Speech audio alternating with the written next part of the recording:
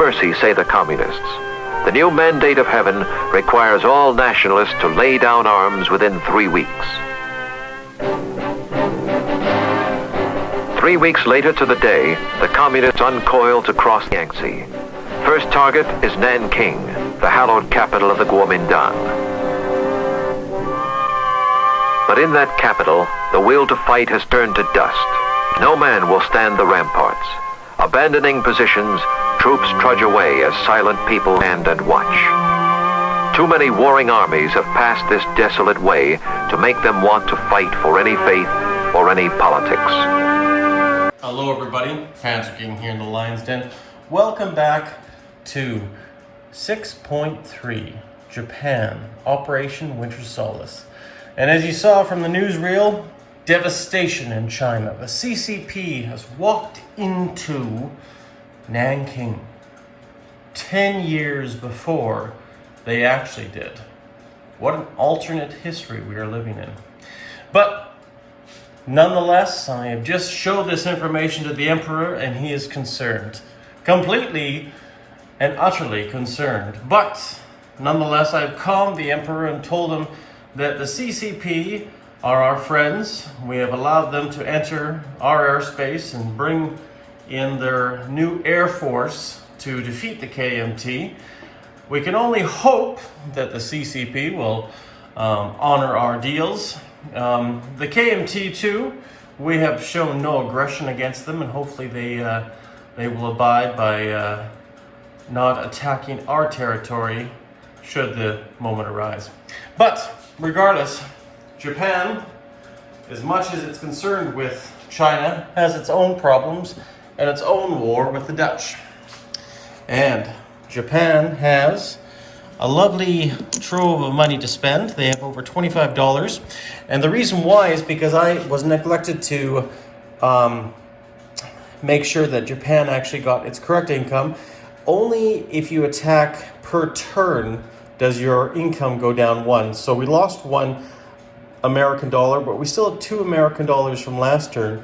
Every turn Japan makes an aggressive attack, their income goes down by $1. So that being told, with our American bonus, we have $25. So Japan has decided to move the Yamato along into the second position. She has also decided to complete her third major factory in the province of Honshu, and also add a destroyer to the fleet. But that's not all. She has also decided to develop some militia to carry on and protect certain parts of the empire. Japan has also decided to roll their technology rolls, so they have a 7 and an 8 they must roll for, respectively green and purple are our dice, and we're hoping for improved construction and heavy carriers. So we will see what Japan does and how they 8 and 6. Sorry, actually no, 8 and 9. So is that what we need? Look at that. We beat by 1. So that's actually a pretty good victory for the Japanese. The Japanese move on to the second position with improved construction and have opened the front on heavy carriers. So very good for Japan. I just want to confirm that. It is a 9 and it is an 8, so that's great. Well, hopefully we roll low next turn, or next sequence of battle here, because this is what Japan's buys are. But Japan has unfinished business with the Dutch down here. And we'll just take a quick peek and see what's going on. We have 2 militia and an infantry that we need to finish off on the Java Islands, but we also have West Timor and the Maluku Islands to take as well. So I'm going to do a quick sequence of movements. I've already planned it out. You can actually already see I've actually done a few here, but what I'll do here is I'll just pause the video and show you what I plan on doing. But I'll also, as well, show you Siam, because Siam, I believe it is January 1939, does become Japanese. So I'm going to do that quick conversion too as well. And I'm going to put the camera down and we'll be right back in a moment. And we're back, guys. Our Japanese ambassadors have successfully aligned Siam to the Japanese Empire, so their income will go up 1, along with a militia, a new destroyer, and new torpedo destroyer. So that is a good thing for the Japanese Empire. The Siamese people have seen the light, so to speak, but the Japanese now are flexing their last muscle. So down here you can see, and I've done everything, all 5 fleets are actually in now the Java Sea in Sea Zone 132. So that should make my opponents, if you want to say, up to date quite easily. Now I want to also bring in a point too. This transport here that was in the Maluku Island Sea Zone here, in Sea Zone 134, is going to bring 2 infantry in. We're also going to be bringing in 2 SNLF troops via destroyer from Borneo as well. And on top of that, we're also bringing another infantry from Dutch New Guinea via destroyer. So we're going to be attacking with 5 infantry, as well as 2 Special Navy landing forces.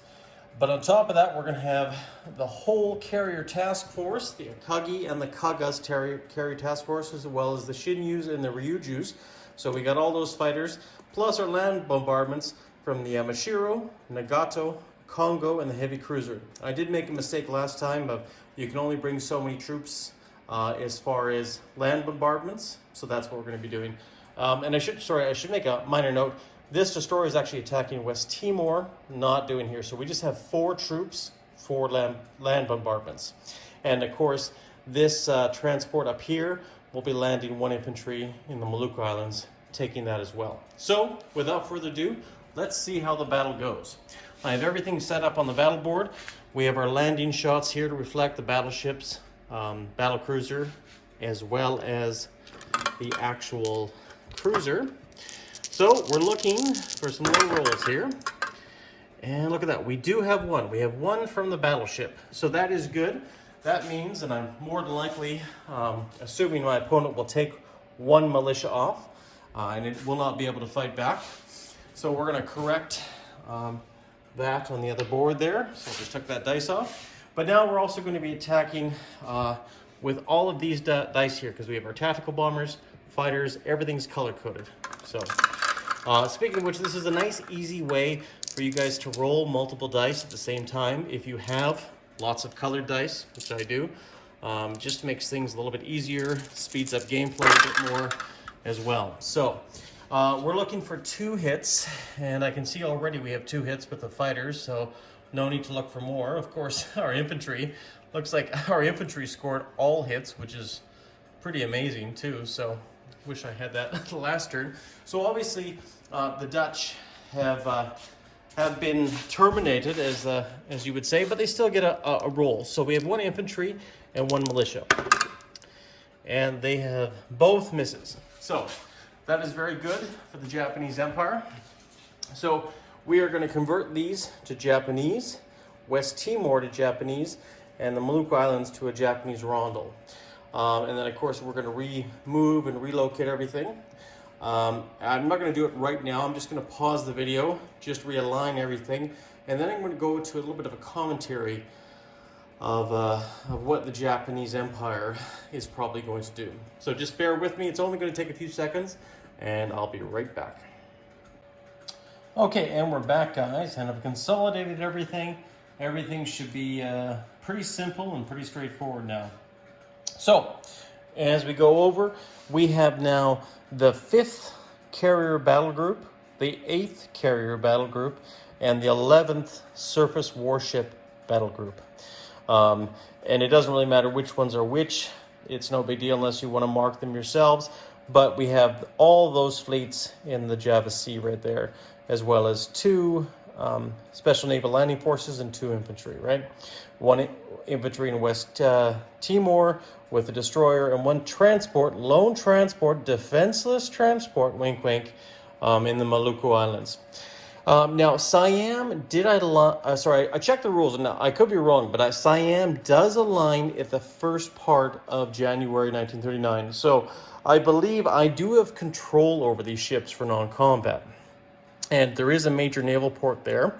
So we'll just zoom in a bit and take a closer look at them. And what I'm going to do is I'm going to take these two and go as max as they can. So they're in C zone 88, so they can go 1, 2. So the torpedo boat destroyer will be here in the C zone, I think it's 84, no, 54, sorry, I do apologize. And then the destroyer will also be coming up here as well. Now, this transport will take this Marine and take this guy over into this C zone and go into Rihi, as well as this infantry from Korea will move up 1 as well. A little bit of a concern, obviously, because we have the CCP is a major power now. So we have to keep our eye diligently on them, just in case. We do have peace treaties with them currently, but we also have peace treaties with the KMT. So that's currently our course of action. This 1 infantry in Kyushu will be railed up into Tokyo, or if not, move into Tokyo, whatever is easiest, and he will stay there. So everything as you see it is, we're going to leave it that way. Now we just have to place our units. Now we've already talked about one thing. We've moved this factory into completion phase, and we've moved the Yamato over here into the 2nd stage. So that's good to know.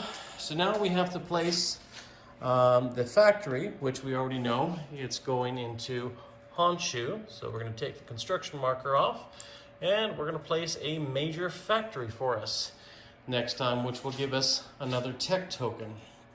We have completed the destroyer, and that destroyer will land here in C zone 56 on the Tokyo side of the board, as well as this coastal submarine will move over into that zone. On top of that, we have 3 militia to place. Now these 3 militia will go into 3 separate places. 1 will go into Tokyo. The other 2 will be down further south. And we're going to be placing 1 militia into the Dutch New Guineas. And we're also going to place 1 militia into Borneo. And that will basically conclude Japan's turn. Japan is on its way to a mighty naval power, but however, all that could come to a screeching halt if any one of these powers in China decides to attack. Clearly they're not set up for attack currently right now into the north, and hopefully they stay that way. However, the Russians may be posturing for an attack on Mongolia or for attack in northern Manchuria right now. And I should probably make this final move, even though I've already placed my units. But since we're talking about it, I'll move this motorized into East Manchuria and this infantry into West Manchuria. Just as a final note to protect territories there. And I know Korea is left undefeated or undefended, but should be safe because there's nothing that can really challenge it here unless the Soviets from Vladivostok decide to attack Korea, which would change the game immeasurably. But who knows, right? So, Panzer King here in the Lion's Den, passing it on to Jinx in his 6.4 channel, and see what he does with the Far East Command, the French, and everybody else on the board. You guys all have a wonderful day, and you guys stay classy, you hear? Wait. We gotta show the income tracker. And this is a bit of prestige for Japan, as it closely and surpasses the German Reich. So now we moved up 1 because we were able to have Siam annexed. But on top of that, we get 3 more territories, or 3 more points value with Java and West Timor. So we go 1, 2, 3. So we are now at $26 plus. Now that the Americans are a little bit peed out at the Japanese, they will take away another $1 of bonus, leaving only 1. So now Japan should have $27 at their disposal. And currently to their stack of 25, if we add 2 more, they will have $27 to spend next turn. Now I will officially pass it on to Jinx's channel. Take care, everybody.